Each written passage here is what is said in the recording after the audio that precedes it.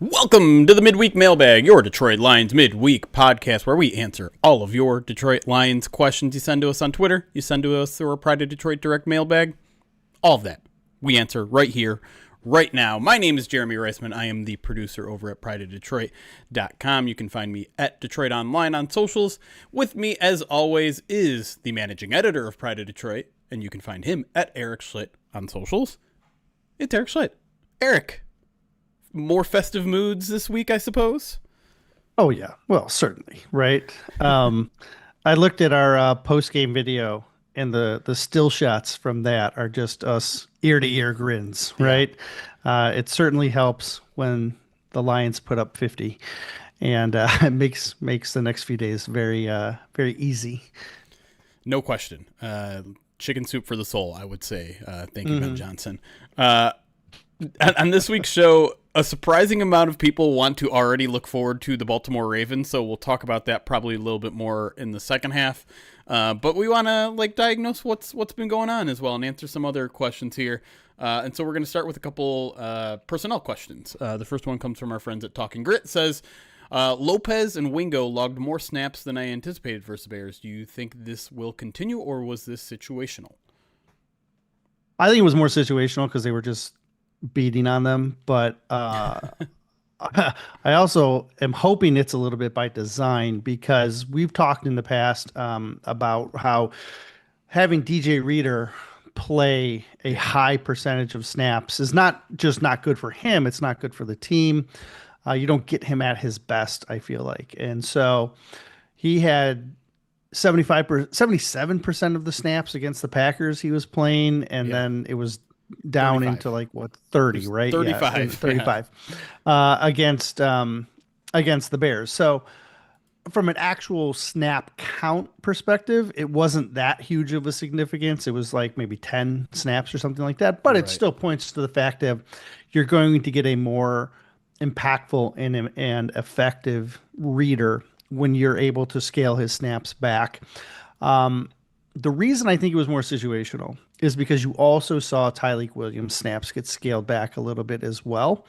Whereas I would like to see his snaps be on an upward trajectory, right? Like you'd like to see him on the field more, getting a lot more of experience maybe at both positions. Could be they're just leaving him at the 3 technique now and just saying let's just get you settled. Yeah. But I'd like to see an evolution of positional versatility with him. And the big catalyst here was Wingo, right? Yeah. Wingo comes in, brings that a little bit more pass rushing juice up the middle, makes things a little bit more challenging for the opposing offensive line. And so it's nice to have Wingo back, because Wingo wasn't available in game one. He was still on the mend. And so I do think this combination is something we're going to see moving forward. I just don't know if it's going to be as drastic of a switching of who gets the most snaps, against the Ravens and moving forward after that. Right. I don't think we can expect on a normal day for Roy Lopez to out-snap DJ Reader, right? Right. The only times that's going to happen is either A, when the Lions are down by a lot and they just don't need DJ Reader on the field for passing downs, or they're up by a lot and they're benching some of their starters in the fourth quarter like they were on Sunday. But I guess what's interesting to me too, though, is not only do you have Wingo returning, but now, you have Dan Campbell, regardless of what Davenport's status is, saying, hey, we got to get Al-Qadim Muhammad in there more. And he already played 53% of the snaps in this past game. Eventually, you're going to want to give Tyleik Williams more. You have Tyrus Wheat and Tyler Lacey on your roster. And what happens when those guys are up to speed after, a couple weeks of just kind of getting, their feet wet? Does Tyler Lacey come in there and threaten some things?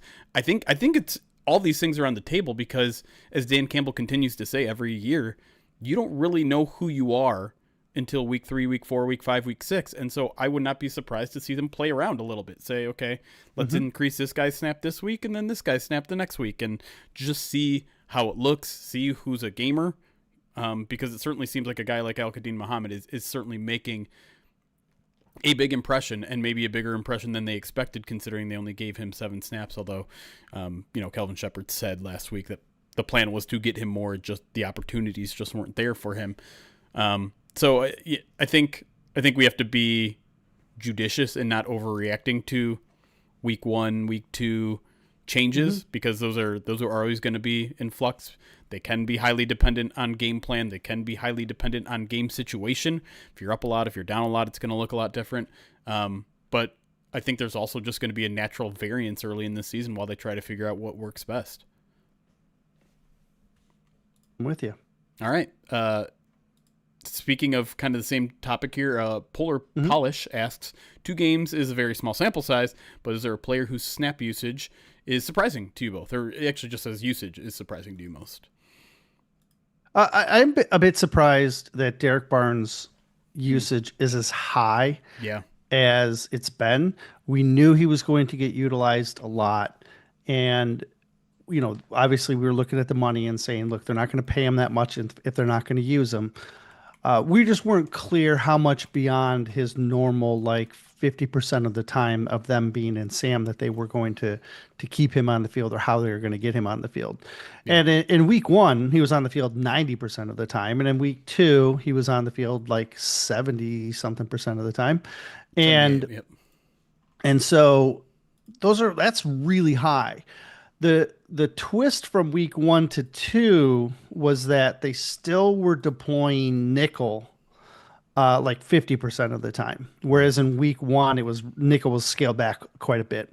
In week 2, they still deployed a lot of nickel. So how do you get 3 linebackers on the field and nickel on your nickel secondary on the field, 50% of the time? That means about 20% of the time you're adjusting your defensive line. Yep. Right. And so that means you're now relying more on your linebackers to be a presence up front. And you can do that when you have the lead, right? When you know that they're going to have to pass, you can put more, you can go lighter up front and go more athletic on the back end. And that's kind of what we saw. That's what numbers kind of speak to. But getting Derek on the field 78 and 90% of the time, that's more than I expected. And I guess maybe we shouldn't be surprised by it based on like I said, the money that they're paying him. But it's a heavy. They really use more 3 linebacker sets at a considerable rate, more than anybody else in the league. I think the next closest one is 20% or 10%, and that's Aaron Glenn, right? And I know there's some other guys, but it's just not often that you see 3 linebackers in today's NFL. Yeah, and I think it tells us a couple things. One, it tells us this was probably the plan all along last year. They just didn't have the horses after Derek Barnes' injury. But I think it also says they think Derek Barnes is one of their 11 best players. And he hasn't done anything spectacular, positive or negative. And I'm hoping to see more as the season goes on. But I think it's worth questioning whether this is the right move or not. It's something that we don't know the answer to now, but would you rather have Amik out there at a higher percentage? Because Amik is currently at 56% of playing time through 2 games. Barnes is at 83. Is Barnes a better run defender than Amik? Probably. Is he a better pass rusher? Maybe. Certainly not better in coverage. And so it's what does this team value? And we know they value stopping the run, right? And Barnes is good at that. I'd like to see him progress as a pass rusher, though. I was going to say, it's worth pointing out that Amik's coverage number, or the usage, is a little skewed because Terrion got hurt in week 1 as well. Right. That is true. Right. And so I don't think the plan was to have Amik out there as much. But it does continue to point to what your point is that they want to stop the run first. Yep. They've said it for 5+ years now. Right. And the usage of Derek Barnes certainly continues to add fuel to that fire. In terms of anything else that's surprising, I hate to continue to bring it up because it's weird and frustrating, but I don't know where you fall on this. We talked about it a little bit yesterday in the POD cast, but I'm kind of done with the Grant Stewart stuff at kick returner. I don't know if you Yeah. feel the same way or not. Like, obviously, Vaki's going to come back soon, and that Hmm. probably kicks Sailors out, I would imagine, unless because I don't think the lines are going to change this because they've been a little bit stubborn about it since the beginning. But I don't see Hmm. the explosive play potential with Grant Stewart, and so I'm kind of surprised that they're sticking with that. Yeah, we talked last week about this, and I think my response was that if they were going to make a change, it might be on the bye week. Oh, right, yeah, And I still kind of think that's what they might do is take that bye week, reassess everything, maybe make a change then. Um, I don't know if they have another person who meets the qualifications that Dave Phipp is looking for. He's looking for a bigger body uh, player. We're talking like 200 plus pounds, over 210 is preferable. And you want someone who has, a history of running the ball, experience running the ball. And you get that with both Baki and you get it, Stewart to a lesser degree. But Stewart checks off the other boxes, the strong, the aggressive, the bigger body, right? I'm looking around and unless Sailors stays, like because there's a good chance that they may need his spot for somebody else, right? Let's say, right? sure, But if they keep five running backs, I don't see the downside in keeping, excuse me, in playing Sailors and Baki. right, I just don't. But my worry is that they're going to say, okay, Baki's healthy. We need this position for another player. Let's promote Dan Skipper. right. Oh, all of a sudden Baki's healthy, Skipper's healthy. Let's get Dan Skipper up.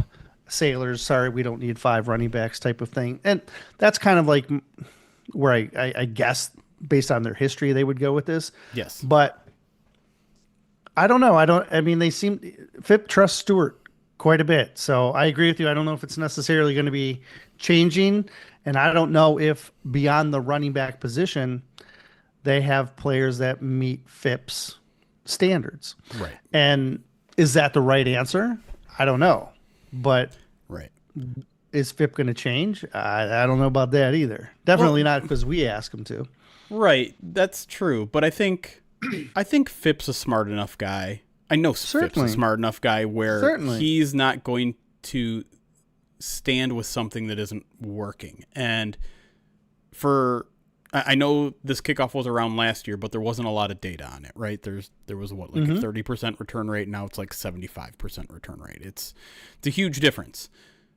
Now that there's more information coming in, if he truly believed that you need a 210-pound running back taking those returns, I would hope by now he would reevaluate that need. I don't know if you need a big-bodied guy to do that. And quite honest, I don't understand what that necessarily brings you. It's not like Grant Stewart's out there breaking tackles at 210 or I whatever think it it's is at what 210. he was saying earlier was it's the durability of the play design, the fact that that player gets hit a lot, Yeah. right? And you don't want to expose the smaller players Mm, to getting hit an extra 8, 9, 10 times a game. If they try bringing the ball out all the time, right? right. So, or whatever it is. I mean, five a game is it's five more hits on a player like Khalif. I mean, I don't know. Right. It adds up over time, I guess. But I don't, that's the theory, right? Like Yeah. I don't know if that's the right theory. I know most people don't agree with it, but that's the theory that they have right now. I'm kind of just looking at stats right now, and Dominic Lovett is not getting used like at all. Mm-mm. He's played 3 offensive snaps and 3 special team snaps. Just throwing it out there, like you got an active body there that you're not using for much else. Maybe Dominic Lovett, there's a shot. He certainly doesn't fit what we're just talking about. He's 5'10", 185. Yep. But I don't know. I guess I'm not as concerned. Maybe I should be. Maybe I should be as concerned about all the injury stuff that he's talking that he might be hinting at there. But I don't know. I see these other teams being a little bit more explosive in that play, and not gonna lie, a little jealous of it. Me being I'm jealous kind of of a special looking teams at unit. So here's the thing: is Grant Stewart has returned 3 kicks, Hmm. okay, for 24 yards. So that's not a ton. But No. if we look at like what they're actually getting out of other teams, Hmm. it's not a lot more. Um, the teams that have had guys that return like 8, 9 punts, or I'm sorry, kicks, they average between this Yeah. season, let's see, Pro Football. 22.6, 23, 23, Yeah. 29, 20, basically about 24, and then about 25. So it's not far off from what they're already getting. That's why I think they're not going to be in a hurry to make a change Sure. unless they feel like it's a significant advantage that they can gain. Because Yeah. right now, they're Y- just According to Pro Football Reference, the league average is 25.2, and Grant Stewart's at 24. Jacob Saylor's is at 23.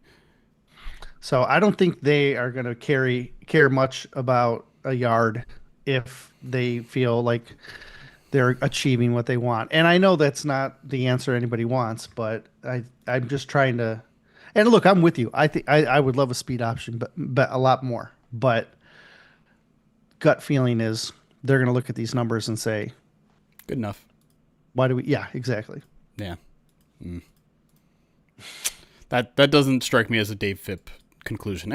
We're a Okay. couple yards behind. That's good enough. Well, That adds up. good enough. Good enough till the break, right? Good, I guess. Good enough till we can reevaluate a little deeper. All right, let's move on. Thomas F., one of our Pride of Detroit Direct subscribers, says communication problems in a noisy stadium was cited as a problem that needed cleaning up. The O-line did well at home. What adjustments or technique do the younger interior linemen need to master to improve on their prior road games? Surely Hank Fraley and the other offensive coaches have coached previous O-lines and Goff to execute in noisy environments. So going to have a noisy environment this week in Sure. Baltimore Monday night. So what can Lions offensive linemen do to improve that nonverbal communication? Yeah, the answer that they've been giving us is that it's time on task. It's gaining the experience. They took out a couple of things that they thought were maybe a little bit more complicated, and it was a matter of just trying to make that communication more efficient. Yeah. And so they feel confident that they've already made the adjustments that when they do go into Baltimore, they've already done what they need to do in order to make that change. So will that happen? I don't know. We're going to find out, obviously, but it certainly feels like they think they've corrected it with some of the changes that they've made behind the scenes. One of the more interesting things, and I felt like it did not get enough attention when Taylor Decker said it, but he was talking about what happened in that Packers game specifically with Graham, and he wasn't trying to throw Graham under the bus or anything. He was just saying, like, this is how the order of operations happened and why we struggled at times. And it was, a lot of times when you're going silent count, the center has to look at the quarterback, like has to physically look at him rather than hear him call the play. And so a lot of times Graham was looking in between his legs at the quarterback, and while he was doing that, the Packers were adjusting. The Packers were sliding. They were bringing in players, and those sort of things were missed. They weren't like that like those. That's probably something Goff should have been picking up in the moment, right? If while Graham is looking and not adjusting, that's when Goff has to communicate to everyone else. Well, okay, this guy just shifted over, and so I think that was a good learning lesson. I think that was again, it plays into what you just said with time on task. It's okay. We have film on what went wrong here because Graham's head's between his legs and the Packers adjusted things and we missed it. You sometimes you need games to figure that sort of stuff out. And that's not really something you can pick up during a preseason game too, while I'm throwing it out there, because guess what? Preseason games aren't the same thing as a Monday night game in Baltimore, right? The environment's slightly different. So, well, the environment, the personnel, everything is different. Sure. Yeah. Exactly. The game planning, right? Maybe that's something Green Bay saw or knew about, and that's not going to show up in a preseason game. So it's just about adjusting those little things, figuring out what works best for this current alignment of players. One thing I never even thought of is communication between the offensive line works from inside out. And so like Graham says something, that has to be communicated to the guards. The guards have to communicate to the tackles. And so, like, there's new lines of communication there, right? Like, everyone is communicating to someone different than they did last year. And so that it's time on task. It's just figuring out how loud you have to be, how good Taylor Decker's right ear is if you're Christian Mahogany, right? Like, I know that's probably an oversimplification and things like that, and a lot of times you want that communication to be nonverbal, but it's figuring out what that person needs from you in order to hear everything right. Yep, it's a big game of telephone. That's right. Speaking of the offensive line, Midwest Family on Twitter asks, when is Miles Frazier expected back? Well, he's not eligible to come back until week 5. Yes. The initial target for him was quote unquote September, October, right? And so that means there was a chance if he was progressing the way that they were hoping, that maybe he would have been a guy they could have activated before cutdowns. Didn't work out that way. I don't think they necessarily thought they needed to rush him either. And so now we're in the latter part of that, which is October. That's the earliest he can return. So there's a good chance he could be eligible to return in week 5 or sometime in the next few weeks after that. But again, I don't think they're going to be in any rush to add an interior player beyond trying to just get him experience, right? Right. Sure. If they feel comfortable with the guys that they have and they're like, hey, sorry, Sailors, we want to get this rookie going, they could make a move like that, but I don't think you want to make moves beyond. I don't think they're going to make a move with Taylor Frazier beyond just we need to get him reps and we want to see how good he is. That's the key, right? Like, this is a rookie. This is a guy that you probably want to start practicing and getting ready for 2026. I don't know if there's a role for Miles Frazier in 2025. But at the same, but you have a decision to make. When he's healthy enough to practice, when do you start that 21 day evaluation clock? Because at the end of it, you either have to put him on your 53 or you have to put him on IR, or you have to keep, I guess, reserve pup for the rest of the year. It's and it could be a tricky decision, right? Because again, like, you want that guy to get reps, but do you need him in 2025? Probably not. Do you think he'd be even good enough to be a top reserve guard for you, considering he missed all of training camp, considering he hasn't done much of anything with the Lions yet? He's probably been in a lot of meetings, but is it realistic to even expect, if you started that clock in week 5, that he would get to be at a point in any point this season to where you would actually want him on the field? And the answer to that might be no. And if the answer to that is no, is it worth starting his clock? Is it worth putting him out there in practice? Yeah, the trick is it's almost the exact scenario with Christian Mahogany last year. Right. And the trick was you actually needed Christian at the end of last season because of injuries. And so I do wonder if they'll look at that situation and say, boy, we just got to be prepared. We got to have our options open. And again, they'll only do it if it makes sense, right? If we've got an extra space, we're not look at. I mean, you pointed out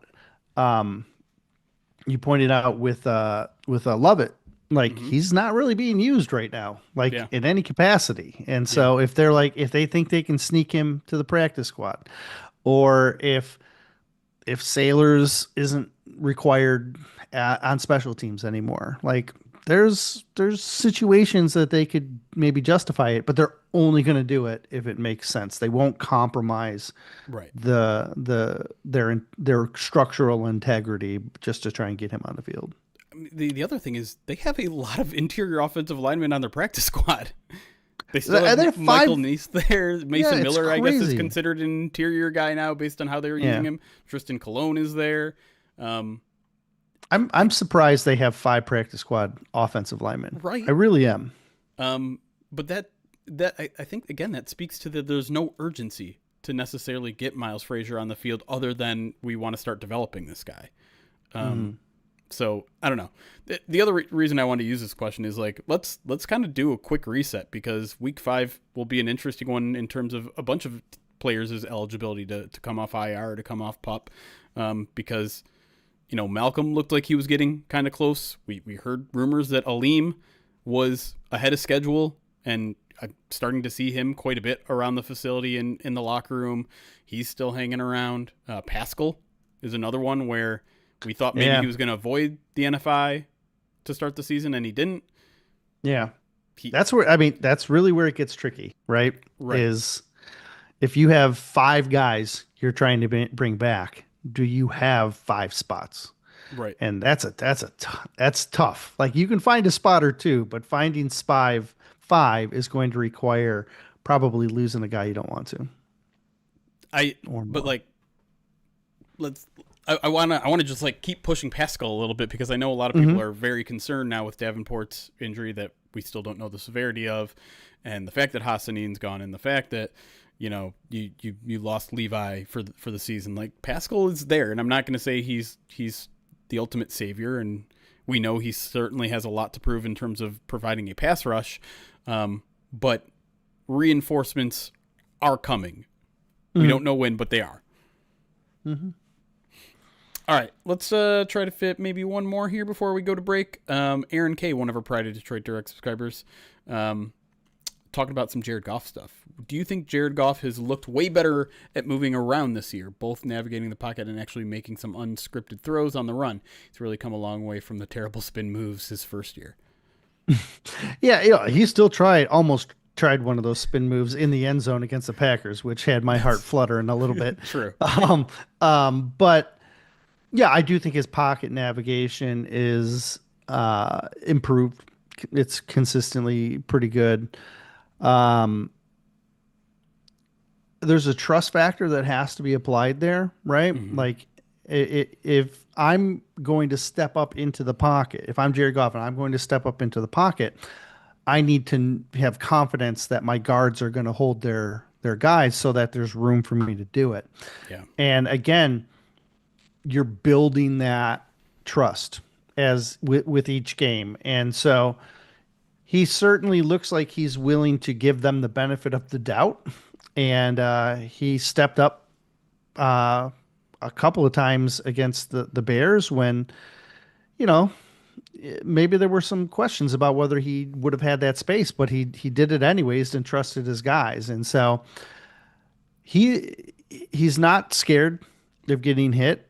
He's a much tougher quarterback than people give him credit for. Yep. And it ultimately comes down to the fact that more often than not, he thinks the guys around him are going to do their job and allow him to make the throws that he can. And so, yeah, the spin moves, I think back in the day were a lot of trust issues. I really think there was I don't know how to stay alive. I don't trust moving forward, and I'm going to do this. And I think that's dissipated over the last couple of years. Yeah, no, I think Goff has been good at this for maybe 2-3 years running. I think this was something that they worked on very early in his Lions career, and it's been, I don't want to say excellent, but like pretty darn good. And it's the subtle movements, right? It's like a step or 2 to the left, a step or 2 to the right, a step or 2 up. It's not a lot of like running out of the pocket and throwing on the run. That's not something he's really capable of. He'll do it every now and then, but that's not his specialty. His specialty is just buying himself a couple more feet by shifting to the left. And you mentioned it sometimes. Yeah, it is. And it requires kind of a sixth sense. It's using your peripherals and knowing where blitzes are coming from and how much, a lot of times it's not even you see the pressure coming. It's you see the linebacker coming in, crashing down on Gibbs, and knowing Gibbs might be able to stop him initially, but that's going to be a tough block to hold for 2-3 seconds. So I got to buy a little extra time, or I got to get the ball out quicker. But I want to point to something you said there, because I was going to say it too. His ability to just take a hit, his ability to not throw off his back foot when there is pressure, to just stand in there and take it and deliver the ball. That's something that most quarterbacks don't have. Most, I would say, don't have. And that's that speaks to some of the accuracy that he has over other quarterbacks, because he's willing to take those shots. He's willing to deliver from a balanced platform where other guys are either throwing off their back foot or doing whatever they're doing to avoid that hit. Goff is willing to take it on, and I think that helps his accuracy, which is already elite. I always remember, or I always reflect back to when he was in his final season with the Rams and he broke his hand and he had to have surgery on his hand. And then he wasn't healthy, wasn't supposed to be healthy enough to play in the Rams playoff game. And then the backup gets hurt and he's like, Right. You know what? I'm ready. And he goes, and he's like, I'm going to go out there. Surgery was a week away or something ridiculous like that. He just had it, and I was like, and he was like dealing, and the toughness that he showed in that situation, impressed me. And this was before he became a Lion, right? That was a month before they traded him, wasn't it? Right. And so I always think back to that moment, watching that playoff game and thinking, yeah, geez, this guy's much tougher than he gets credit for. And we've seen that even in a closer dynamic now that he's in Detroit. No doubt. All right, let's take a break. When we come back, like I said, we're going to talk a little bit Baltimore Ravens game. We got a little bit more that we want to talk about before that. And yes, we're going to talk a little bit more Edge when we come back here on the Midweek Mailbag. We'll be right back.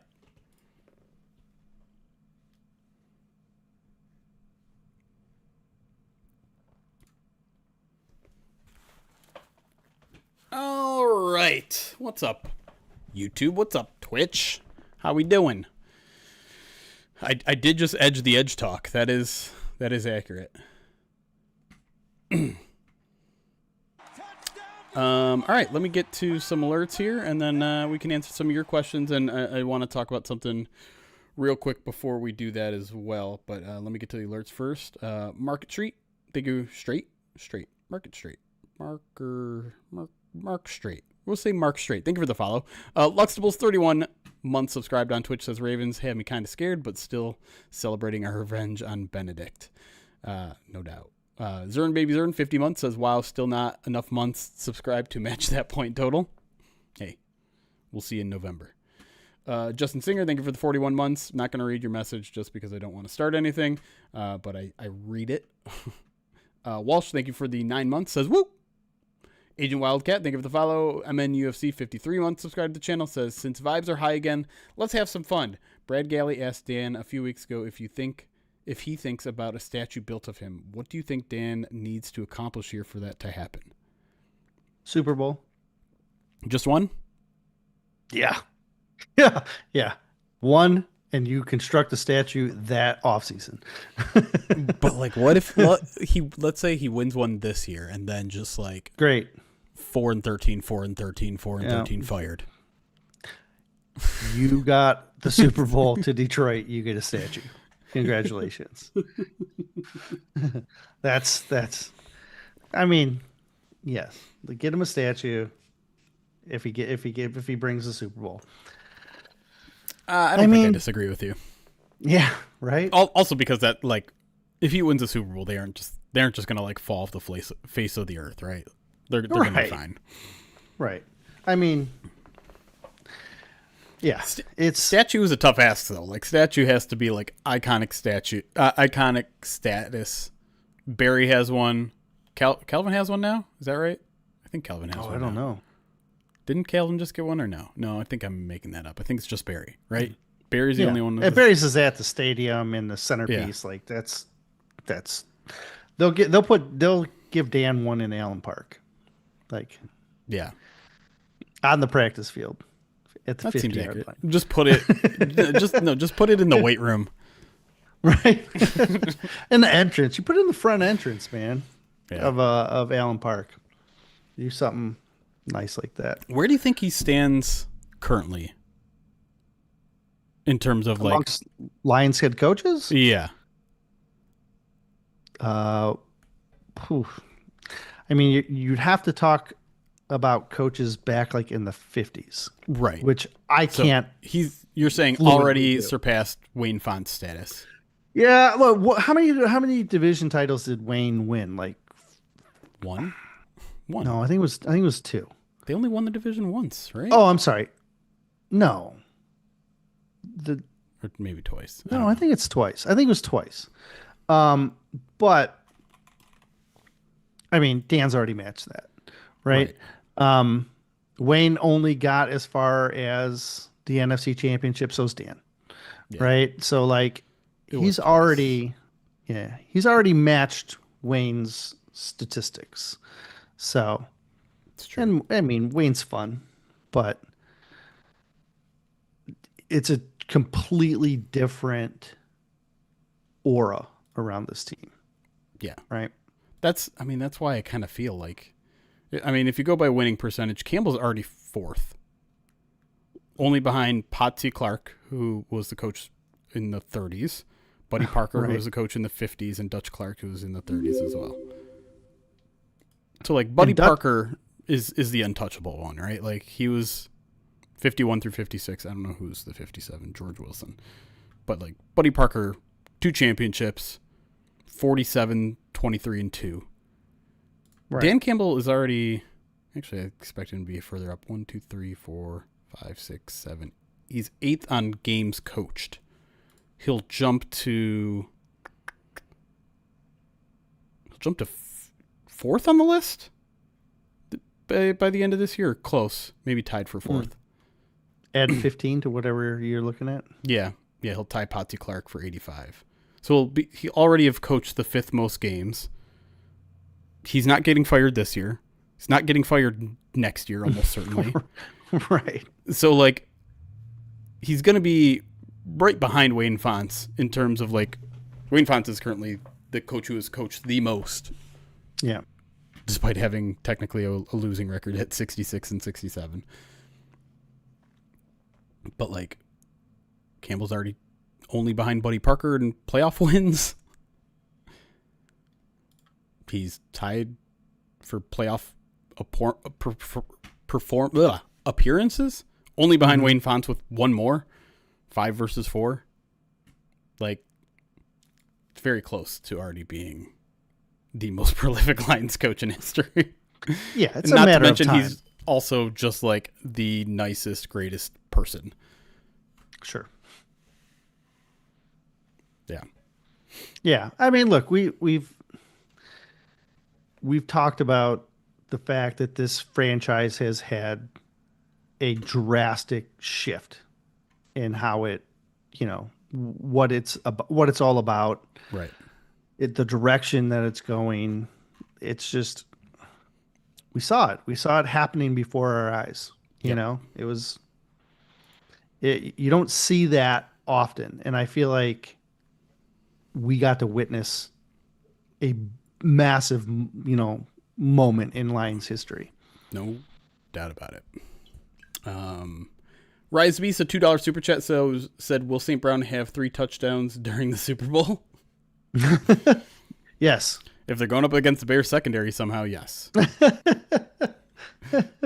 I I really do feel like if and when the Lions get to the Super Bowl, that it just seems like it's a game that Amon Ra would just go absolutely bananas in.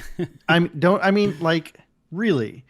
I Yeah. can't imagine him not scoring multiple touchdowns in the Super Bowl. I just This game against the Bears reminded me of just how big of a red zone threat. We were talking about it again yesterday, where it's just like him and Goff are on such another level with these timing routes that I we don't even saw know it. how you stop it. No one. You can't. That's why. But that's why he's an All Pro. That's why he's Yeah. a two-time All Pro. He's the only wide receiver in the NFL that was All Pro the last 2 years, Yeah. and it's because he's so. What you have is you have two people who the majority of their game is based on just efficiency and timing, Right. and they have to work together, Yep. and they are they are the same clock, right? They are wound the same way. They have the same type of clock, the same type of precision, the same type of work ethic to get the, and so it's it's why they are why Amon-Ra is going to have 100 catches again this season. Why he's going to have over 1,000 yards. Why he's Yeah. going to have double-digit touchdowns again. Like it's just he's going to get there because these two work so well together. Yep, no doubt. Dave Reinfurt, thank you for the 47 months subscribed on Twitch. Crooked, thank you for the 58 months subscribed to us on Twitch. And then B Bates, thank you for the follow on Twitch. And we're caught up. All right, can start asking some questions if you guys want. We're gonna try something new at the end. Last week we were doing some film breakdown stuff, and I thought it was good and good enough to put on the website. The one problem is that when we did that, YouTube demonetized our video for using NFL clips, I guess, which is frustrating. So what we're going to do, if you guys want us to break down plays and stuff, we'll do that at the very end. But what we're going to do so that, you know, all of this work that we're putting in now doesn't get demonetized, we're going to end the stream after we're done with Lions talk in the second segment and all that. And then we're going to fire up the stream right back up again. And that's when we'll get to the film breakdown stuff. And so that way, that separate video will get demonetized. We don't care because it's not the work we're putting into that, into all this, I should say. And that way, yeah.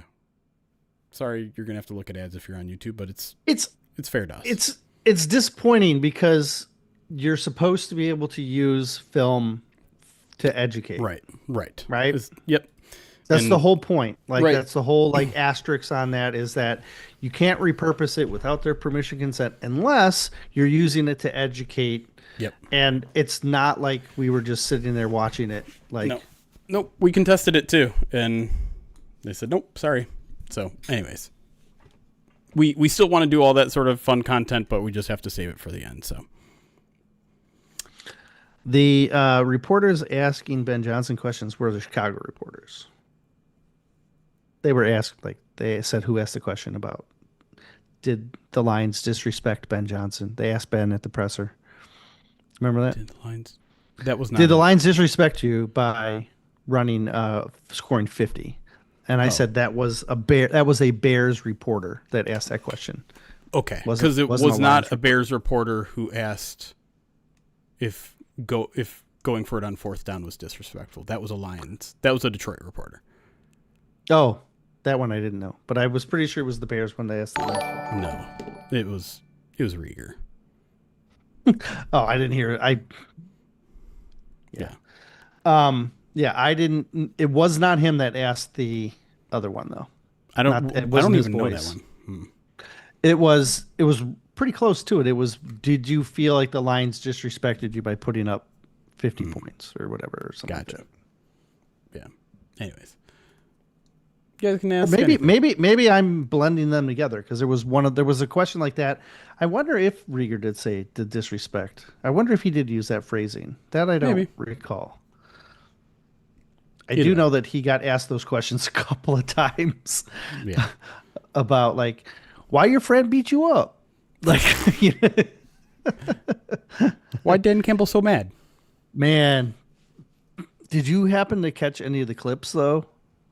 I've seen that Ben before, where he's like mad. I mean, I saw his answer to that question about the Lions going for it. What were they supposed to do? Kick a field goal? Yeah, they don't kick field goals there. It's not wrong. Yeah, I thought that was a good answer. It was.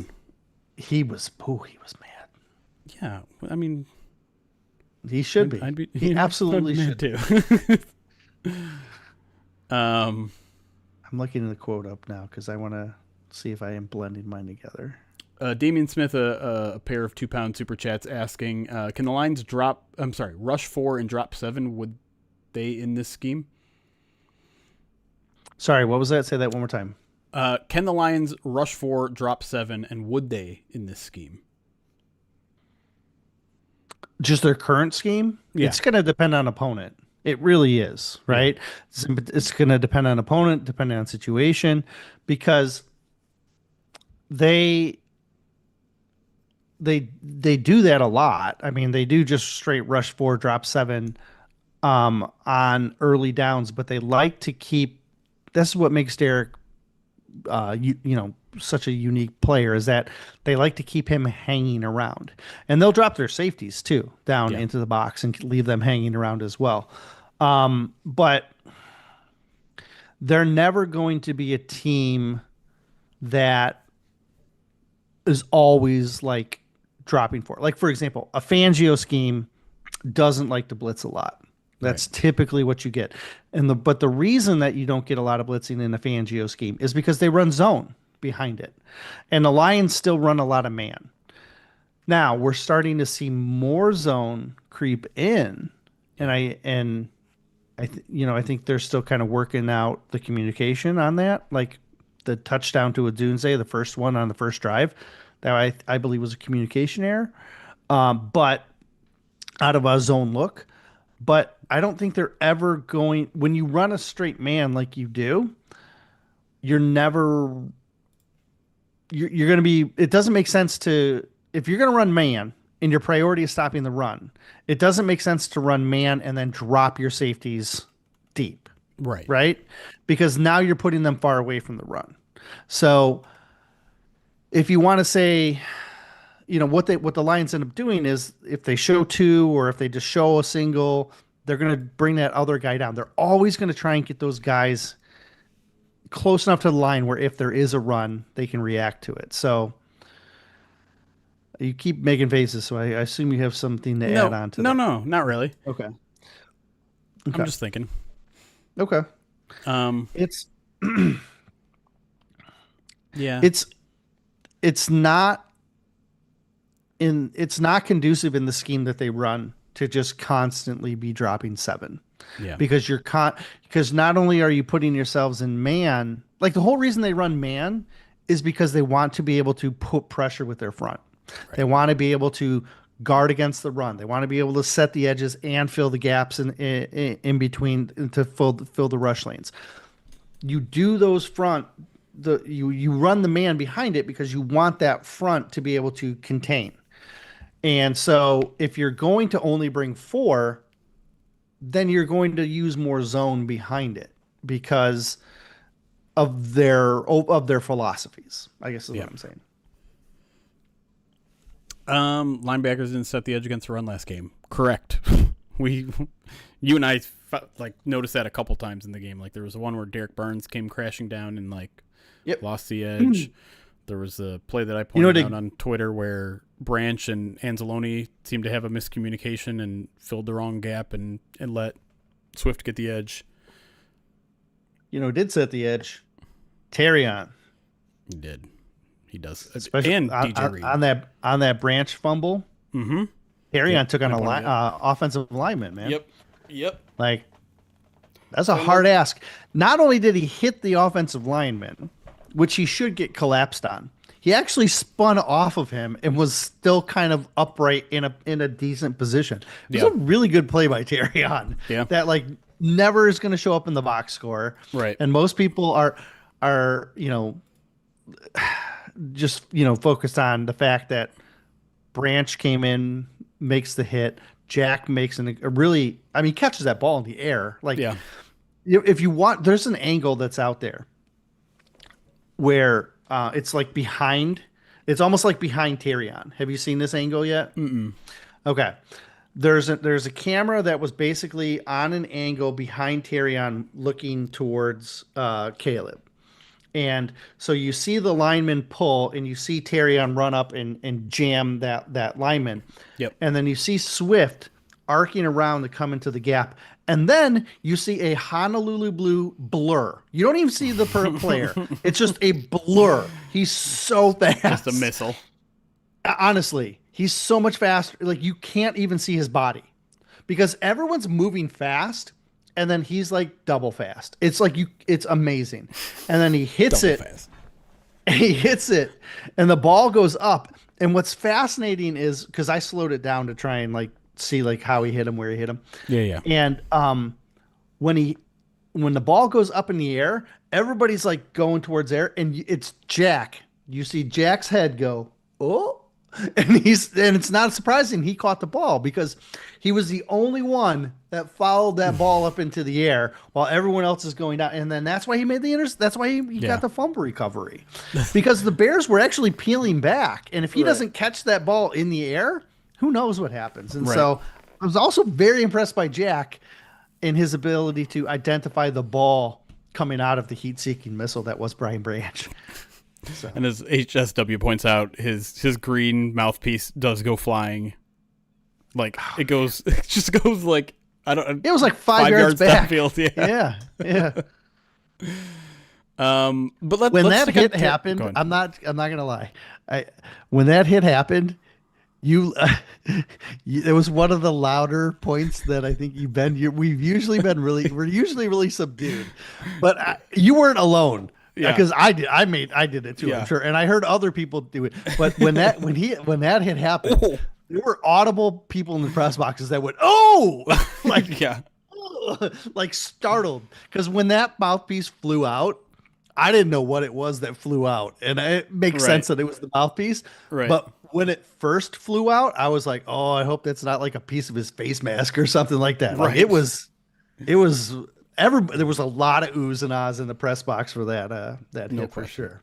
I want to stick with Terrion because a lot of people are asking, concerned about his play right now, and I don't know. We talked about it again yesterday on the POD cast, so I kind of want to give you the floor more so than talk about it again myself. Where do you think Terrion is, and I don't know. Are you concerned about the amount of completions he's given up? No, no, I think it's a product of man coverage. Sure. Like, look, the fact that he got his hands on an interception, that was, kind of baloney that it got called back. But like, I think that shows growth because that's stuff he wasn't doing last year. Like he's getting his head around a little bit sooner. He's coming up and setting the edge. Like there are parts of his game that have clearly evolved Yeah. that we just didn't see last year. Like we saw physicality from him, but we see different closing angles. We see different, like I said, edge setting. He's turning his head around faster. He did get his head. The fact that he did make that pick is hard to do. And so, no, I'm not worried. Like his game is evolving. Like, and it's evolving in ways beyond coverage right now. But I still think he's certainly headed in the right direction. Okay. Fair enough. Yeah, I'm generally not concerned at all. I think some of the stickiness of his coverage hasn't been as good as it was in training camp, but I talked about the play where, you and I saw it immediately where he tried to undercut in a route. Like he was right there. He tried to undercut a route, but it's a really good ball from Caleb, really high velocity. And I think maybe he just underestimated the velocity of the football. But to even be in the position to jump in front of a route like that is something that he wasn't at last year. Yeah, it was big. Don't forget, he was getting flags like crazy last year too. Yeah. At this point, and Right. I don't. Has he been flagged once? I'm trying to remember. I don't remember him getting.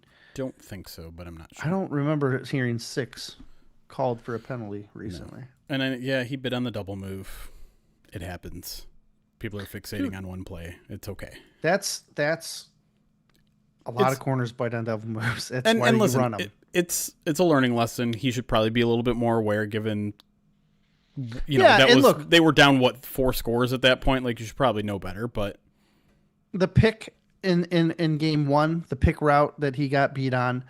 he did get flagged on the double move as well. He gave up. The pick route in the Packers that he dipped under, like you'd like to see different situational awareness out of him there. That's learning. Yep. Even Shepard talked about that's learning. Yep. But I also think Terrion's going to gets dinged for that deep shot to Dobbs. That right. Like 45, and we talked about that last week when we broke it down. That's not Terrion. Like Terrion played that exactly the way he's supposed to play it. He's expecting inside help, and he was delivering the inside help, but the inside help wasn't there because it was a cover 3 beater. And so, But Terrion did what he was supposed to do on that play. He was behind and he was supposed to be behind, and it was good ball placement. But he's going to get blamed. I'm sure he's getting blamed for that. And that's, if you ask Shep, I bet Shep would tell you, yeah, there's things he can do to be better. Like he can stay closer in the hip pocket, but I'm not blaming him for doing his job on that play and just not doing more than what his job was. Carlton Davis, if you're curious, has a 63.9 PFF grade. He has 2 pass breakups. He's given up 6 catches on 11 targets for 74 yards. No touchdowns. I haven't watched a single second of New England Patriots football this year, so I couldn't tell you, firsthand what that looks like. There's one more question I wanted to get to in the chat. If Al-Qadim Muhammad is out, who is the depth after him? I'm sorry, if Marcus Davenport is out, who's the depth behind Al-Qadim Muhammad? Will we see spoiler. Lacey, Wingo, O'Connor? What? You spoiled the answer. Did I? Yeah, because you said Muhammad. No, who is the depth after Al-Qadim Muhammad? Oh, beyond him? Okay, so if Davenport's out and Muhammad's starting, who's the depth behind him? Yes, correct. It's it would be Pat O'Connor, who's doing a lot of he's doing almost exclusive edge work. They'd promote Wheat. You'd see some Wingo get some looks, situational. But then you're hoping for Pascal to come in and then just take a starting role right off the bat away. So yeah. I mean, look, teams are spending money on edge rushers right now. Lions don't have to do it right now, but I know when Davenport leaves the field twice in one game, it makes people a little anxious, and I totally understand that. A little anxious is an understatement. People are already freaking out. And listen, I get it. It's frustrating, right? We have to freak out about something, right? It's a must at all times that we have to have something to be mad about and scared about. And so when you put up 52, it's what about Lamar? It's why were the starters out that long? Why? Who's injured? Gosh. I got that question more than I was expecting to get. Why are the starters still out there? Because they wanted to score 50. That's what no, I'm just kidding. That's not why. But I do think they do. I do think they want to score 50. It's just a little bit, just to get exactly what you want a little bit more. If we get spanked by the Ravens, what would you make of this team? Asked Cram with his 73. Holy cow. Month subscribe to the channel. I would make it that they had a bad week. Yeah. I mean, it depends how it happens, right? Like, is it the defense collapsing? Is it the offensive line issues showing up again? I don't know. I think it's hard to answer that question without actually watching the game and how it happens. But we do need to, like, it's never going to happen, but it would be nice for us to get off this like week by week roller coaster where they're the best team in the world, they're the worst team in the world. They're the best team in the world, or the worst team in the world. Like sometimes it's 60 minutes of randomized electronic football sometimes where things don't play out the way that you would expect, and that doesn't necessarily mean anything for the bigger picture. And I know people don't love that answer, but look, the best thing you can do when you analyze a game is not just assume things based on the outcome. It's look at individual players. It's look at individual units. How is the offensive line looking? How is the linebacking crew playing? How is the pass rush? If you start to see consistent problems week to week, then you can jump to conclusions. But like, we lost by 30, so we suck, or we won by 40, we must be awesome. Like, that's not analysis. That's just reacting to a box score. So, I don't know. They might get blown out by the Ravens. I don't think it's going to affect my feelings that much on the season.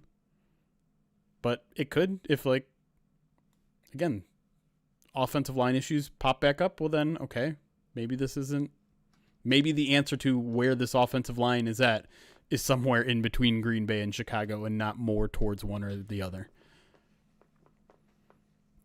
Because I'll be honest, like the way the offensive line responded, particularly in pass protection, was phenomenal. Like, Would they allow like 2 pressures or 3 pressures? Yeah. 2 pressures for the offensive line? yeah, per PFF. We were It was talking outstanding. It was. We heard him say it all during training camp. The standard is standard. That was higher than the standard from last year. That would have been a phenomenal performance for last year's offensive line. I don't know if there was a single game where they only gave up 2 pressures.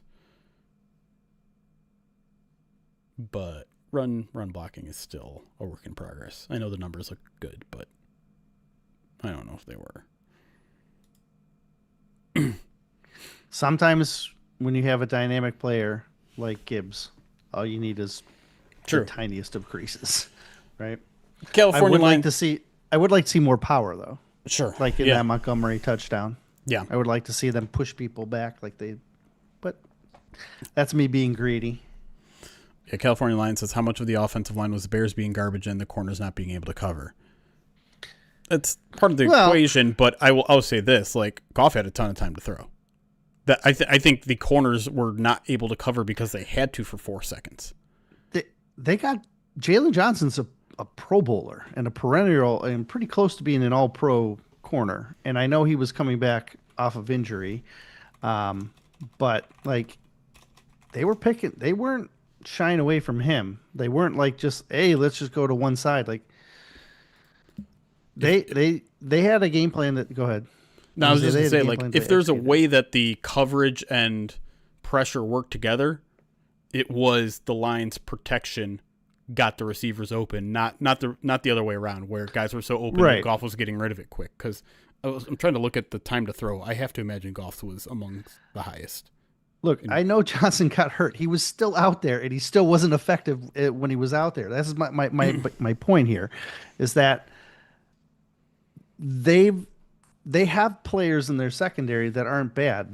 Their line I didn't think was that good, even though they showed well against Minnesota. Mm-hmm. I thought they were leaving things out there, but they were at least productive when they were getting pressure against Minnesota, and I didn't think they had any answers for Detroit's offensive line. I thought that was the bigger mismatch than the corners.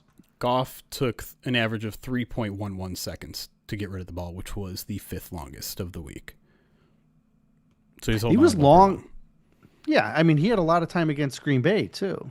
That was, and by the way, because he was going through his checks. 3.11 seconds in time to throw, and amongst anyone who had 3 seconds or longer, the pressure rate was 15 percentage points less than everyone else. 20.7% of his dropbacks were pressured, which I believe was the second lowest of the week. Pass pro was spot on. Mm-hmm. Spot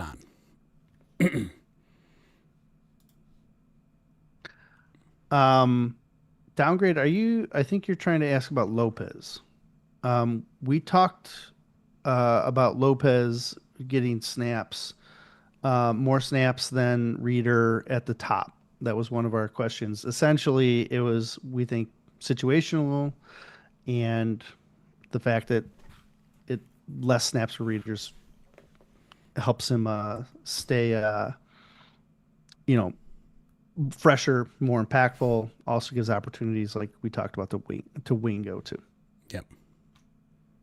Oh man, I think I'm. Oh, Jared, thank you for the 25 months. So the goal loins. I think that was the only alert I missed. Trying to remember if there was anything else I wanted to answer. I wasn't overly concerned when I saw Mahogany go down, because I've seen him fall like that and then get up and go back and play great. So I wasn't overly worried. Okay. Should we just get back into it? That's not a Dolphins hat. That's Jeremy's Lions hat. How dare you? How dare you? It does look a little teal. In the some of light. it is like it's see-through. It's like it's reacting to the green screen behind me. Yeah, it's I don't think the green screen's doing you favors on that. That's for sure. There you go. It's a little bit cleaner. But come on, Even if I were a Dolphins fan, would I be able to wear a Dolphins hat right now? I'd be probably too ashamed to. They're not doing well. Is he going to be the first coach fired this year? Heading that way. Dable? It's a morbid conversation to have. Regarding Jeremy's comment of O-line performing above the standard, we say the same thing at work. It's not always measured as statistics. Sometimes it's as simple as effort. Yeah.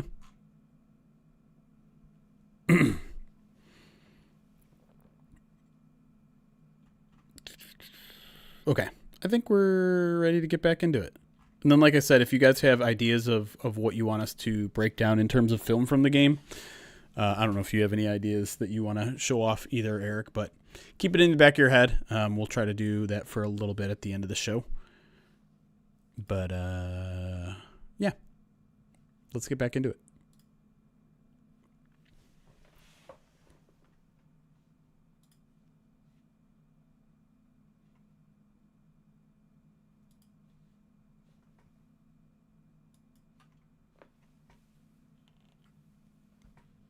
Welcome back to the Midweek Mailbag. Segment 2 here. Going to talk some Ravens, Lions, Week 3 Monday Night Football here in a minute, but let's kick things off in the second segment here with Michael K., one of our Pride of Detroit Direct subscribers. Says, okay, hear me out. Pretend for a minute that you and Erik are Brad Holmes. We have melded together to create one person. Says, the trade deadline is upon us. The Bengals are out of it. Do you inquire about Trey Hendrickson as a few-month rental, knowing that you cannot re-sign him, but you would get at least some compensation, knowing they cannot re-sign him, but would get some compensation back? Would you consider it? Could they fit under this year's cap, knowing probably have to pay around 12 to 14 million? I do feel like that would be a move the Eagles would make. All right, we're sliding back into the Trey Hendrickson. I want to bring this up because it is something that I've already seen some people talk about, and I don't want to push it to the side immediately. Mm-hmm. I do think there's a couple of assumptions here. One is that the Bengals are not going to be in it. They're 2-0. I know Joe Burrow's out for 3 months or whatever. They have a capable backup. I don't know how that capable backup is going to perform with the defense that the Bengals have, but we're a far way away from calling the Bengals sellers yet, but I understand why the question is coming up. All right, so I'll let you have the first word on this. What are your thoughts on this? Well, the first thing you do is you want to look at money, right? So right now he's making $25 million with the Bengals, but the salary cap stays with them. That's $9 million of that, leaves him with around $16 million, which means approximately $1 million a game. Right. Yep. So if you trade for him at midseason, you're getting about half that contract, which means you're going to have to pay him about $8 million for the back half of the season, if you plan on then letting him walk in free agency and then getting some sort of comp pick a year later. Right. So one, the comp pick's appealing because he's going to get paid. And so you would get ideally a big return on that. So when you are trading capital, you're hoping to be able to get that capital back just a year later, right? Sure. So I don't think it's a bad idea. Like you're probably going to get close to a return, from a comp pick standpoint, just because I don't think they're in a market where they're going to be spending big on free agents anymore, right? Like they're in-house developing guys. But doesn't that also raise the price of trading for him? Like if the Bengals can just get a third-round compensatory pick for him, they're not going to trade him for a third-round pick. No, right? Yeah, no, but who knows? Maybe they're not. Maybe they're like, hey, we need the pick now instead of the pick a year from now, and so then we're willing to take a fourth-rounder instead. Like look, we're playing make believe here, right? I know, but we also have to be realistic about it. Like if I'm the Bengals, why would I trade away a guy for half the season if I'm just going to get a similar draft compensation for him anyways the next year? One of the reasons is the Bengals front office is not the greatest. Okay. The argument can't just be they're dumb. That's why. That doesn't work. That's part of my argument. But okay, if you're trading for someone at the halfway point of a season, Yeah, the cost is going to be lower, sure. right? And yes, they're probably going to want more, and that's all going to be part of the discussion because of the comp picks and stuff like that. But like, if you're willing to wait on the return on the comp pick, then that's fine. Put that off to the side. If you get him and you're still paying him 8 million, that's still a pretty significant cost for what the Lions are trying to accomplish, right?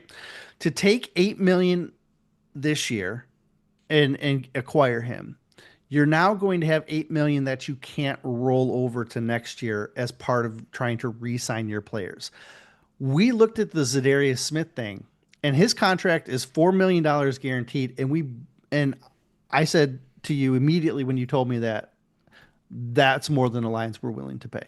Yeah. And if the Lions weren't willing to pay $4 million for Zadarius Smith for the entire season, do they think acquiring Trey Hendrickson at double the price for half the time is worth it for what they're trying to accomplish? Are they willing to sacrifice that money for the future when they know they're going to have to pay Aiden Hutchinson? They're going to have to pay Brian Branch, Jameer Gibbs, all of those guys coming down the pipe, right?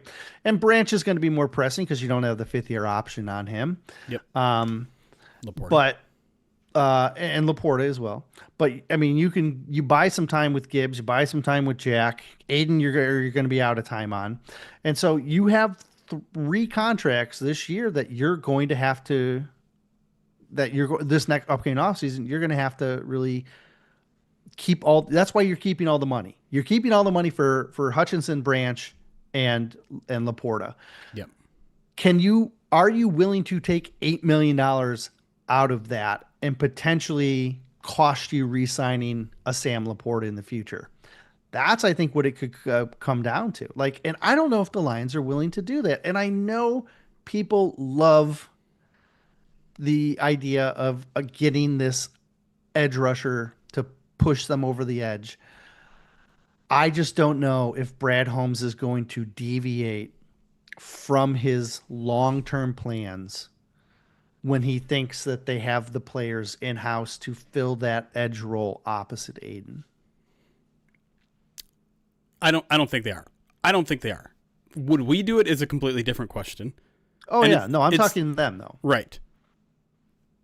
I think it's something I actually would consider. Because I think Trey Hendrickson is actually a perfect schematic fit, right? Like, he's this big physical edge that can play opposite and makes a lot of sense. And I feel like there's enough number fudging that you could make it work. And I know that's a very easy thing to say from the outside. Yeah. Who's talking make believe now? It's a much harder thing to actually come up with the numbers, right? Like, I'm trying not to slide too far into the salary cap isn't real because I don't believe that. It's going to require some sacrifices on the other end. And what we've heard from Brad Holmes time and time again is like, we want this to be a sustainable winner here.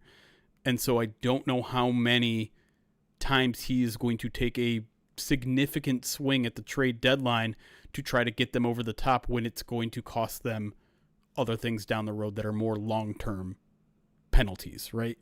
A short-term game for a long-term penalty, I don't think is something this, like you said, I don't think that's something this team is willing to do.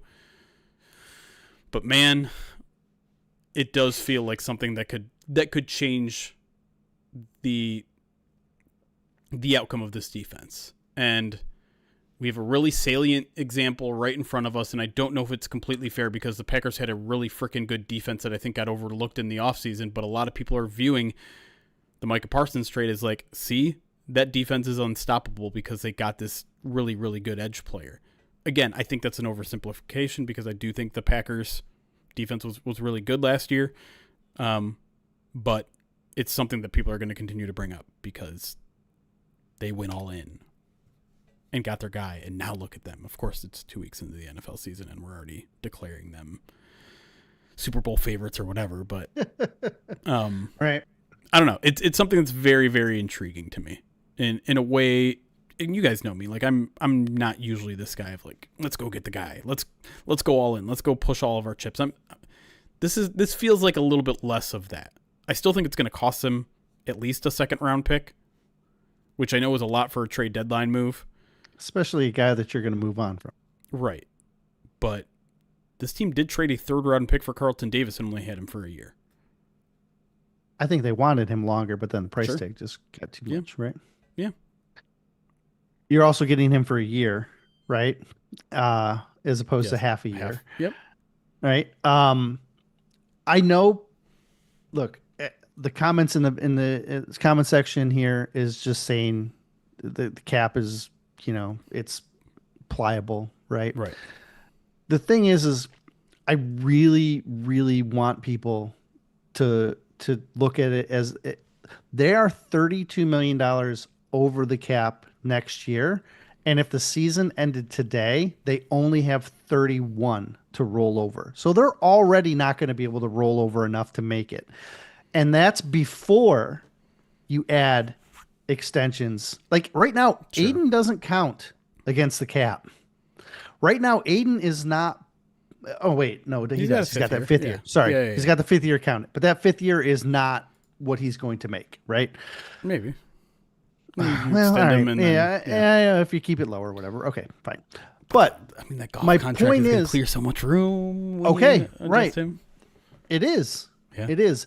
But and that's why people are saying, "Oh, okay. Well, the cap's maneuverable. It's pliable. That's what they'll just start making moves then." Guys, they're already making moves now. Yeah. They're already flexing the cap around and getting tricky with it, and they're already doing those things. So just to say that they can do it again, they're going to be doing it again. Yeah. But we can't just it. You can't just keep twisting and twisting and twisting it, because eventually you're going to snap and you're going to end up like the Saints. Right. People are using the Saints as an example. Do what the Saints did.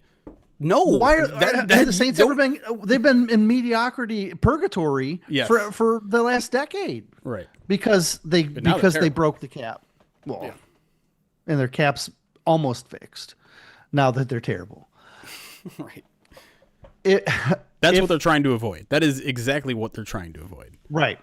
And I get that. I get the cap. There's ways around it, but you can't supersede the cap with tricks to clear enough room for you can't make money disappear, right? You can only move it. Right. And so you've got a $45-50 million defensive end that you're going to have that you don't have room for right now. And Aiden, they're not going to let Aiden. They can't let Aiden. Even if you do let Aiden go, then you're going to have. You better re-sign Hendrickson.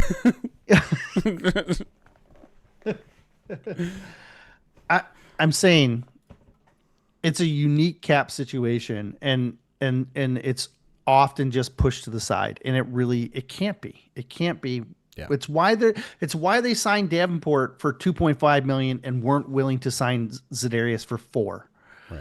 Like if you're penny pinching at that point when you're talking about a couple $1 million,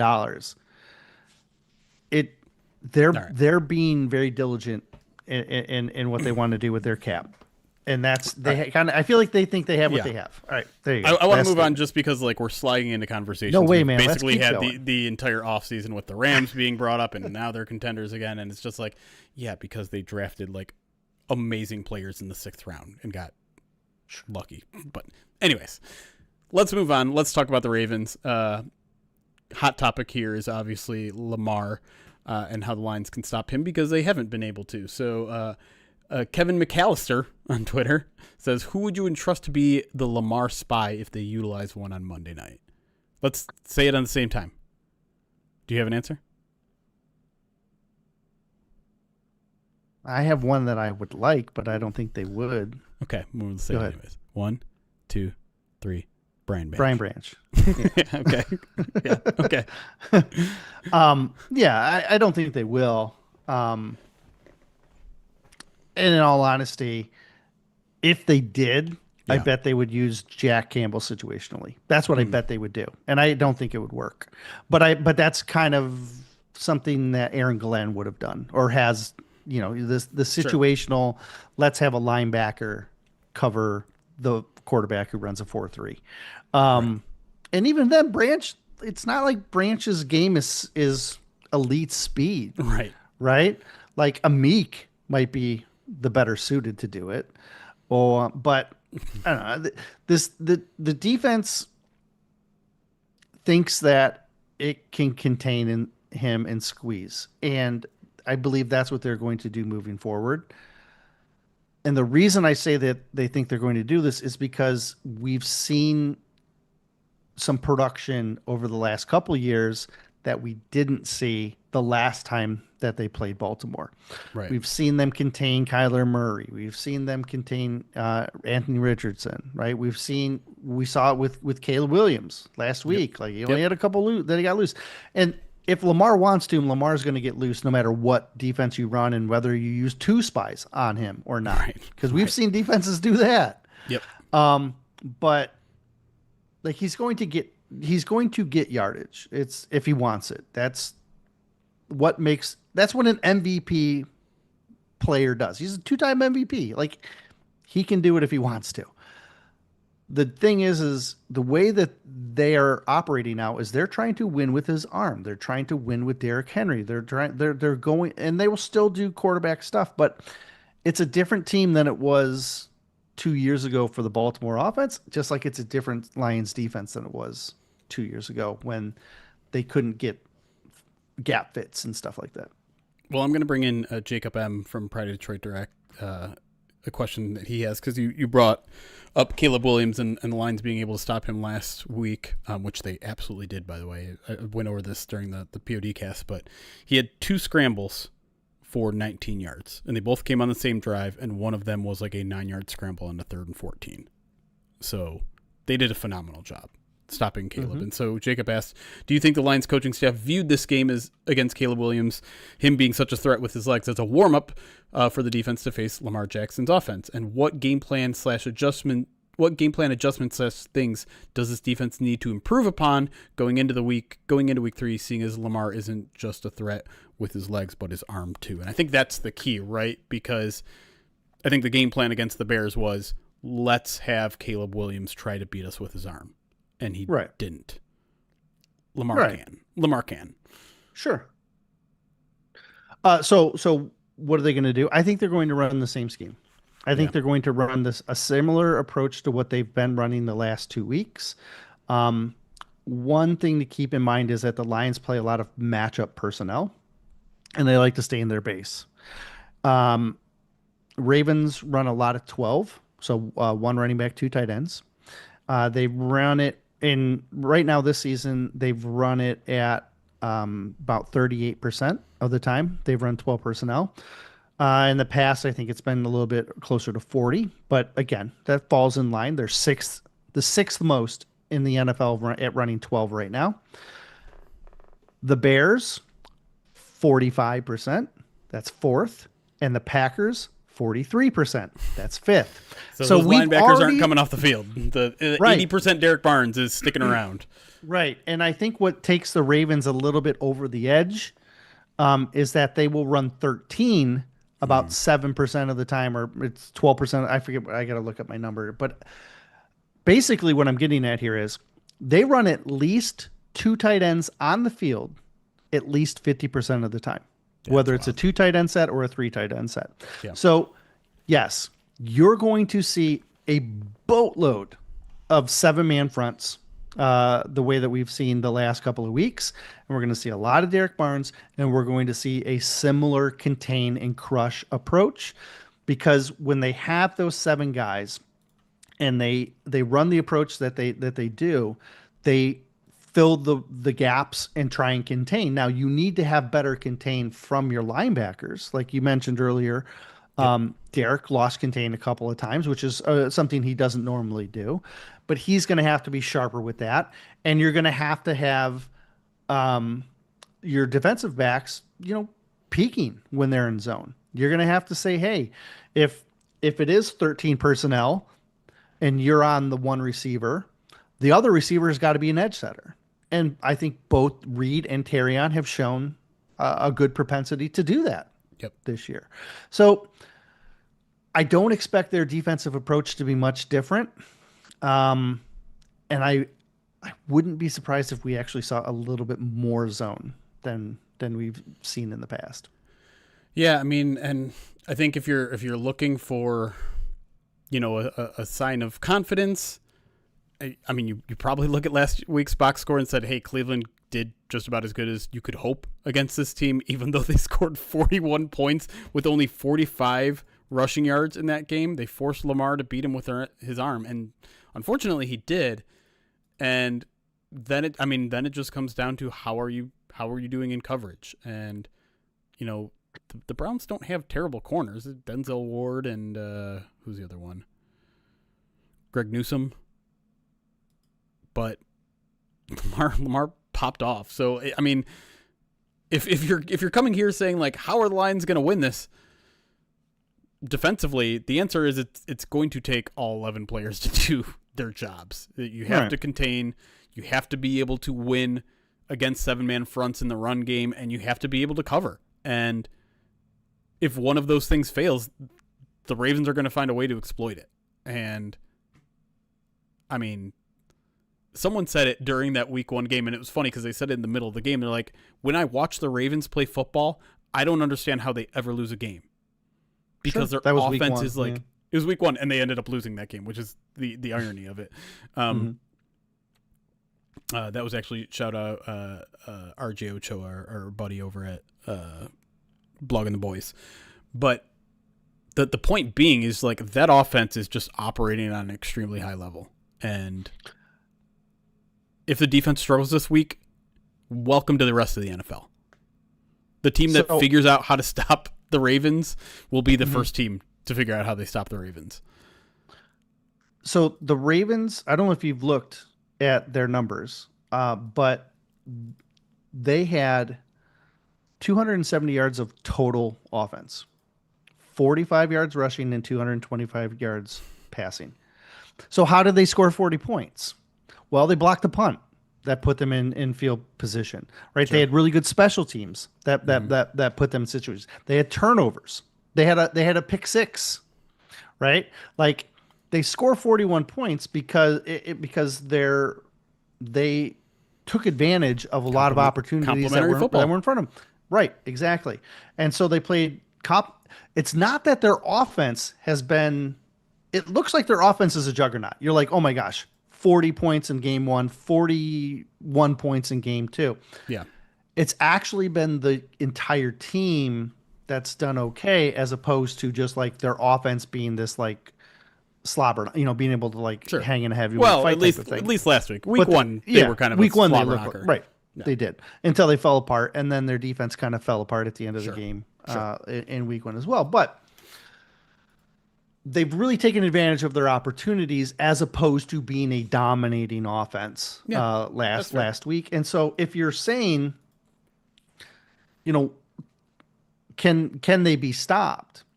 Well, they kind of were held down. And I think that's really what you're hoping to. Yes. It's you know that Lamar is going to be effective. It's just about trying to mitigate how effective they are. It's about being able to win in all 3 phases. And it's going to be about being able to score and maintain ball possession on offense. Right. One of the best ways to beat Lamar is to keep him on the bench. Right? You can't win time of possession. There's going to be just as much pressure on the offense to not turn the ball over, to score with every opportunity. Like there's a reason why after the Bears game, they're like, hey, it was a great game, but next time we get a fumble that puts us in field goal position, next time we get a turnover or downs on the opposing team, like we have to score on those opportunities. We cannot lose a single extra opportunity, because if we give Baltimore one more shot, that's how they beat us. Let's be honest. They should have scored 60. They should have. Honestly, they probably should have scored at least 60 in that game. Yeah. Because they put themselves in spots to score points, and they did most of the time, but they left some points on the field that they really shouldn't have. Yep. So, yeah, Baltimore might score 40 points again. Baltimore might score 40 points on the Lions, but the Lions are also capable of scoring 41, just like the Bills did. 52. That's the trick, right? And so it's going to be a different game than it was 2 years ago. And I know that's the thought that's in all of our heads, and I totally get that. It's in my head too. I am not going to, pretend that I don't remember that game and have nightmares about it, because I do. I remember Alex Anzalone taking poor angles and not being able to get it. Alex doesn't do that anymore. Alex, that was he changed after that game. He really did. And so I look at what they've done, their approach, and I think it's going to be, let's slow that Baltimore offense down and let's let our offense cook. And I think that's what they're hoping to happen. And there are some questions about Baltimore's defense, right? Like they kind of blew the opening game. The Browns rushed for 5.2 a carry, 115 total yards. They're not going to have Kyle Van Noy in this game. Mm-hmm. One of their better pass rushers. The Ravens rush 2.1 against the Browns. That was their average, 2.1. Yeah. Derrick Henry, 2.1 as well. It's not going to happen often. No, it's not. But it can happen, is my point. I'm looking at like EPA numbers. So the Ravens, 18th in EPA per play allowed on defense. Success rate is, we're not updating, 1 second. Success rate is 17th. So they're an average defense. By the way, the Lions, 12th in EPA per play and 4th in success rate defensively. They have skyrocketed up in those rankings. So again, we're dealing with small sample sizes here, but for as much of talk as there is about the Lions defense getting torched by the Ravens, let's not forget that the Lions are very capable of torching the Baltimore defense as well. And it certainly feels like this has the feelings of a shootout, which of course every time you seem to say that, like the opposite tends to happen. And maybe it does, maybe it doesn't. But it feels like from Lions fans there's a little bit of hyperfixation on how do you stop Lamar, which is a fair concern to have, but don't forget, like you said, the best way to do that is just with an extremely potent offense yourself. All right. Last one kind of goes along with this entire conversation from Tim Bauer. Says, what kind of defensive line personnel / schemes do you see the Lions trying to combat Baltimore's Thunder, Derrick Henry, and Lightning, Lamar Jackson running game? It seemed that the health of Davenport, a big edge, will be a key factor in this game. Also seems like a big Jack Campbell game. Yeah, the whole front seven is really going to be the key to containing that run game, right?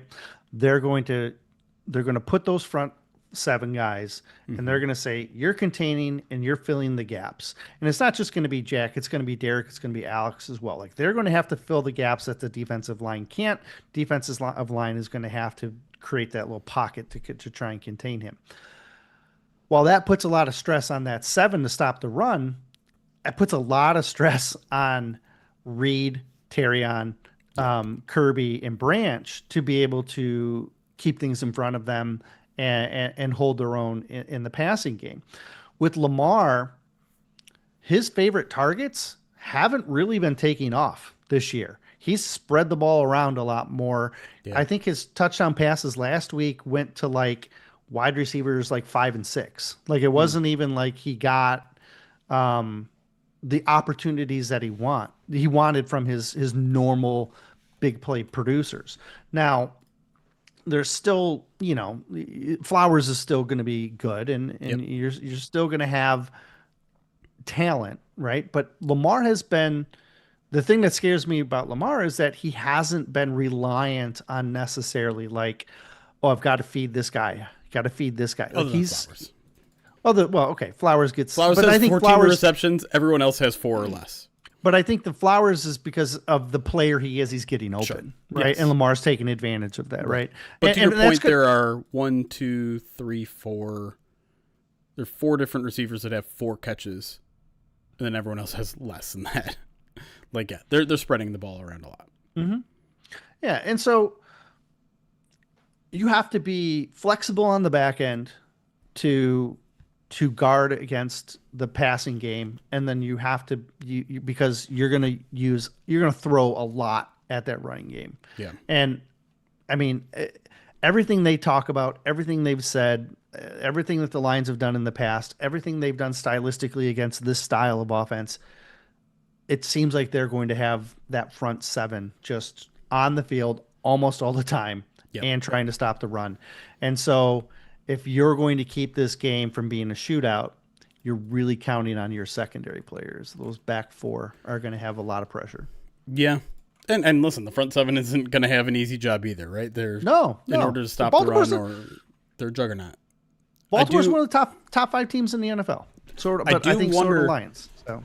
A big difference between that 2022 game and this year, was it 2023? Whatever. Either way, is DJ Reader. This is a guy who is very familiar with his Baltimore team, right? Like, he was with the Bengals in division, knows this Baltimore team, knows what they're capable of, knows what Lamar is capable of, and it's also just like a really good run defender, a really good asset to have in this game. And so I do wonder if he'll maybe see a spike in playing time after kind of having not as much playing time against the Bears.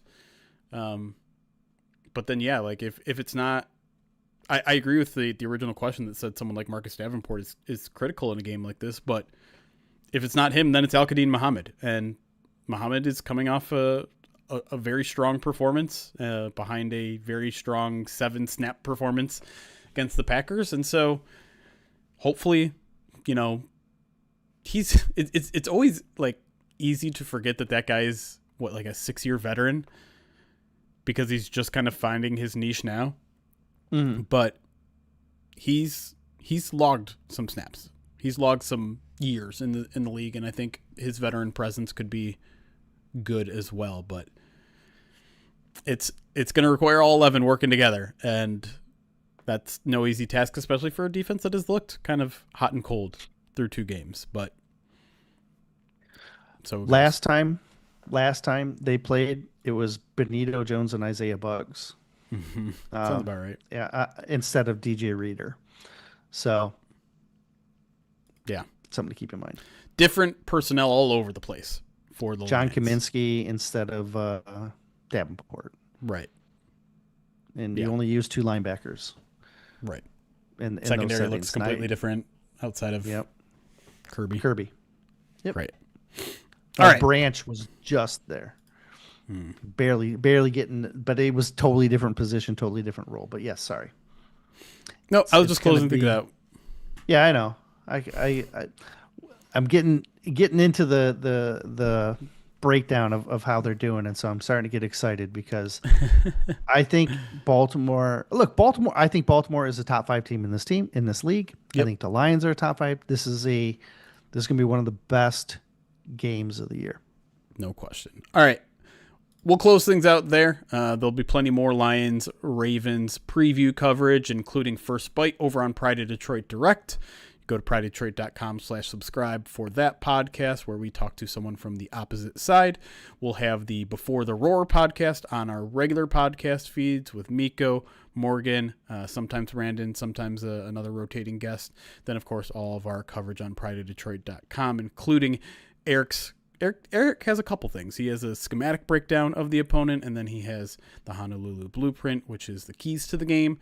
I have my on-paper preview, which will probably drop on Saturday this week since everything gets pushed back because we're dealing with a Monday Night Football game. But until then, I hope you enjoyed the show. Be sure to leave a review, a rating, whatever you want to do, a comment on the YouTube video if that's what you want.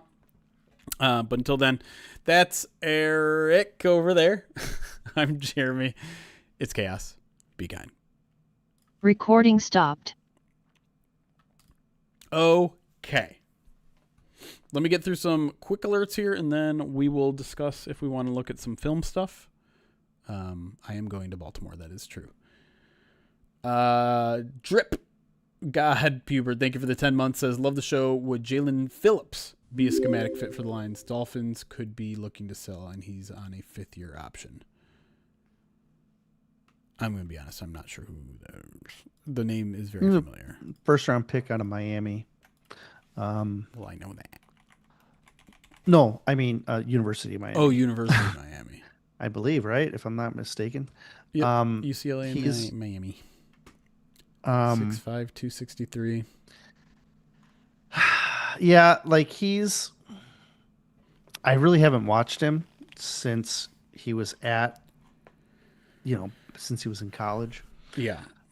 So it's hard for me to say. I know they got to look at him in training or in joint practices, so it's True. possible.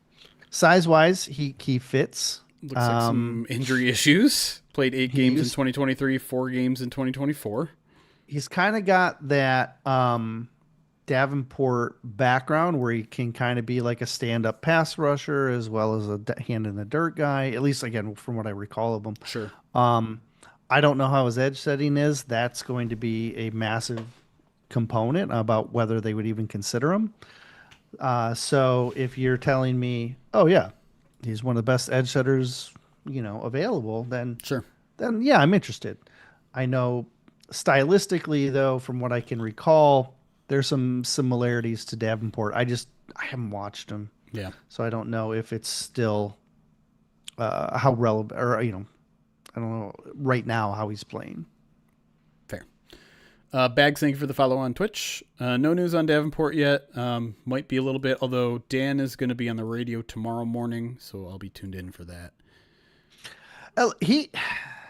I was an arm's length away from him in a locker room, and he wasn't, he normally doesn't field questions as it is. Right. So the fact that he was available and he was fielding questions, it's really, I don't know. Gut feeling is he wouldn't have done that if he was hurt. Because he doesn't like talking to the media as it is. If he was hurt, Sure.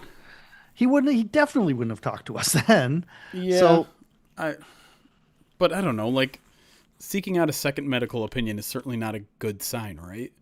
that's standard. They always get two opinions on these guys. They do. I don't get the sense that it's like serious, like something that he's going to miss multiple games for, but I think it's certainly possible he misses this one. No, Dan was just walking around the question in a way that didn't make me feel great. Again, I look at the indicators. They normally don't. From an availability standpoint, I don't know. They wouldn't have put him back in the game, in my opinion, if they thought there was a long-term risk. They wouldn't have made him available. True. You know what I mean? Like, I'm looking at those signs and saying, I'm leaning towards him playing. I wonder if there's going to be any like fallout on Chicago's side for Jalen Johnson, because he went into that game with a groin injury. Mm-hmm. And then re-aggravated the groin. Re-aggravated to the point where it sounds like he's out for the year. Shut up. Yeah. There's reports that he's out for the year. Jeez. I tell you what, I think everyone is going to get yelled at on that Chicago side. I think they're going to complain about everything. So I certainly think that is going to be out there. Ketchy says it wasn't groin. It's a different injury. Confirmed. I thought it was. Oh, that would be new to me then, because they announced groin in the press box. They did. Because he believed who also and re-aggravated on Monday. However, the coach said Jalen Johnson had a new injury. It's a new injury. It's not related to what he had before. We're still trying to gather more information. No. But no. Okay, never mind. Then they won't get in trouble. Yeah, that's my fault. Do you see? That's what I get for reading headlines. Chat.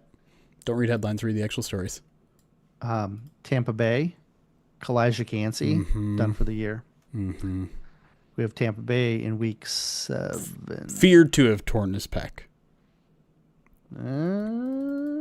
Yeah, but they're the reports I'm seeing are saying yeah, he's done. A lot of big injuries happening early in the season, man. That's why I'm just crossing my fingers here. Right.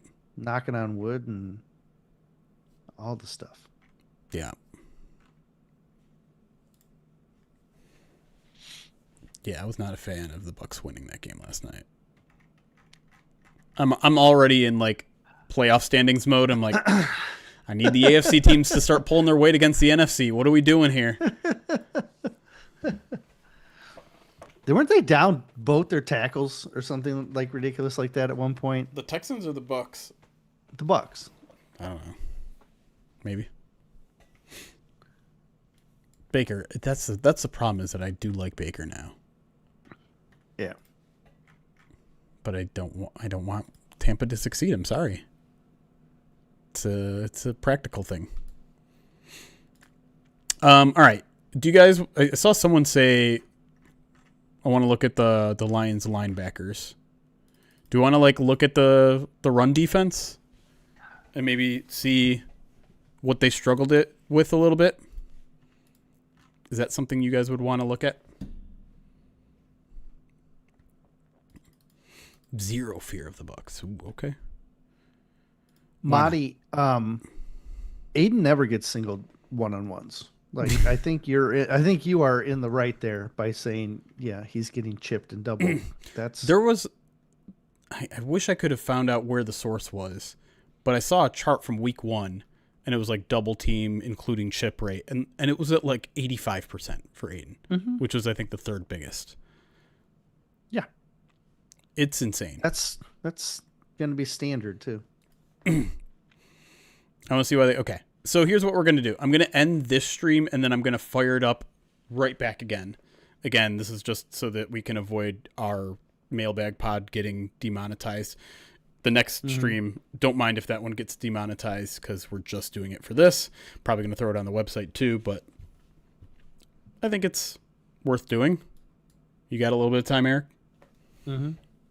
Okay. I got some time. All right, so we're going to stop the stream. I'm probably going to change the title really quick and do something really quick. So if you're on Twitch, all you need to do is stay where you're at. If you're on YouTube, just go back to our YouTube page, the front page, and just wait for it to show up, I guess. Maybe hit refresh or something. But we'll be back right here in like 1.5 minutes. Probably even less than that.